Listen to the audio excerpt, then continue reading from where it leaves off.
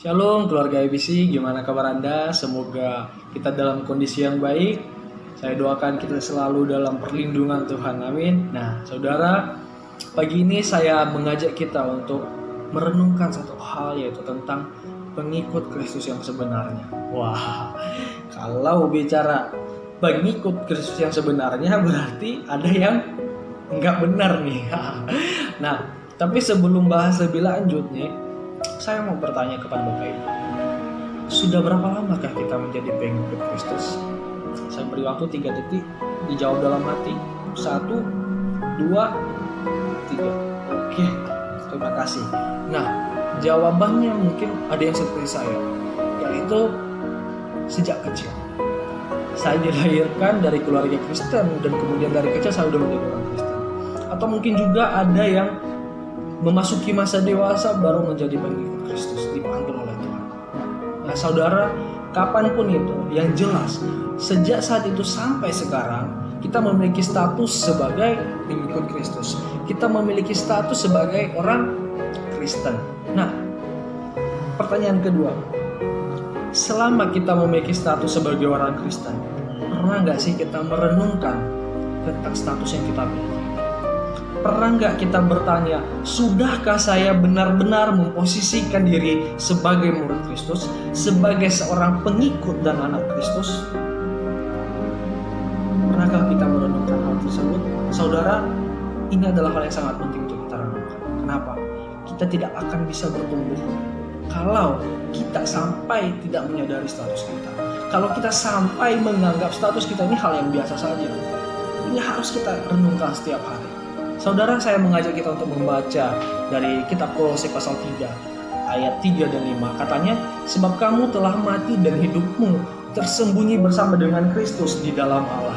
Karena itu matikanlah dalam dirimu segala sesuatu yang duniawi, yaitu percabulan, kenajisan, hawa nafsu, nafsu jahat, dan juga keserakahan yang sama dengan penyembahan berhala. Saudara, dalam 2 ayat ini ada digunakan 2 kali kata mati. Keduanya memiliki makna yang berbeda. Yang pertama di ayat ketiga katanya itu ada kematian bersama dengan Kristus di dalam Allah. Ini merupakan jenis kematian yang sudah terjadi ketika kita lahir baru. Ketika kita mengakui dan percaya bahwa Yesus adalah Tuhan, Yesus adalah juru selamat kita. Ketika kita menjadi pengikut Kristus. Di sini dosa kita ditebus dengan darah Kristus, sehingga kita tidak lagi dikuasai oleh dosa, yang artinya kita mati dari dosa dan lahir baru dalam Kristus. Kematian yang kedua, mati yang kedua adalah katanya, karena itu matikanlah dalam dirimu segala sesuatu yang duniawi. Saudara, saat kita mati dalam Kristus, hidup kita memang sudah tidak lagi dikuasai oleh dosa. Tetapi ini bukan berarti Anda dan saya tiba-tiba langsung menjadi orang suci. Tidak saudara. Sifat kita, karakter kita itu masih sama yang sudah saya bilang. Ini yang kita rubah. Makanya penulis kitab ini mengatakan, matikanlah dalam dirimu segala sesuatu yang duniawi. Kalau terjemahan lain katanya, matikanlah sifat apapun yang berasal dari sifat duniawimu. Nah, Rasul Paulus, penulis kitab ini, ternyata mengetahui betul bahwa merubah sifat itu butuh proses. Ya, disinilah letak tugas kita, yaitu bagaimana kita mematikan sifat duniawi kita, mematikan artinya menghilangkan, membunuh sifat dunia kita supaya tidak ada lagi. Dan ini harus dilakukan secara terus-menerus setiap hari. Saudara, ada satu cerita gini, seorang bapak yang awalnya marah-marah, suatu hari datang KKR, kemudian dia sejak saat itu enggak marah. Pulang dari KKR, pulang ibadah, dia enggak marah-marah lagi. Ketemu istrinya, dia minta maaf, saya sudah marah-marah. Ketemu anaknya, maafin papa selama ini suka marah-marah. 1 hari, 2 hari, 3 hari dia enggak marah-marah. Hari keempat kembali lagi jadi orang yang marah-marah. Nah, itu membuktikan karakter itu bukan sesuatu yang gampang untuk dirubah. Maka dari itu setiap hari karakter duniawi kita itu harus kita usahakan untuk kita matikan, saudara. Nah, sayangnya terkadang kita lupa akan hal ini.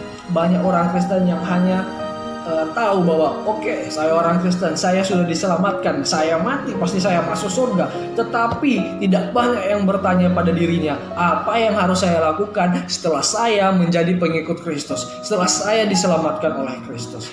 Saudara, kalau kita mau jujur-jujuran, biasanya bongkar aib ya. Banyak yang mengaku sebagai orang Kristen, saya percaya pada Tuhan, tapi hanya sebatas status doang. Sifatnya, kebiasaannya masih sama dengan dunia, sama dengan sifatnya saat ia masih belum percaya kepada Tuhan. Nah, ini yang namanya asal-asalan tadi. Pengikut Kristus yang sebenarnya akan berusaha agar mematikan sifat-sifat duniawinya sehingga hidupnya sesuai dengan apa yang dikehendaki oleh Tuhan. Saudara, kalau kita melihat dalam Roma pasal 12 ayat 1 katanya, persembahkanlah tubuhmu kepada siapa? Kepada Tuhan. Nah, mempersembahkan tubuh bukan hanya berarti kita memberikan tubuh kita untuk pelayanan Tuhan saja. Enggak hanya itu saja, tetapi semuanya yang kita miliki, ya, kedagingan kita, ego kita, ya, tubuh kita itu kedagingan kita, ego kita serahkan kepada Tuhan, kita letakkan di bawah kaki Tuhan supaya diubahkan oleh Tuhan. Amin. Nah, saudara, di pagi hari ini saya mengajak kita semua untuk merenungkan hal ini. Renungkan apakah saya sudah benar-benar memposisikan diri saya sebagai pengikut Kristus. Sudahkah saya berusaha untuk mematikan sifat duniawi saya sehingga yang saya lakukan semuanya berkenan kepada Tuhan. Mari kita merenungkan hal ini, dan saya percaya ketika kita merenungkan hal ini, kita berusaha untuk semakin berubah menjadi serupa dengan Kristus. Saya keluarga ABC bisa menjadi anak-anak Tuhan yang luar biasa, bisa menjadi anak-anak Tuhan yang benar-benar taat, berkualitas, dan menyenangkan hati Bapa kita di surga. Amin, saudara. Nah, demikian renungan pada pagi ini, dan selamat beraktivitas. Tuhan Yesus memberkati. Shalom.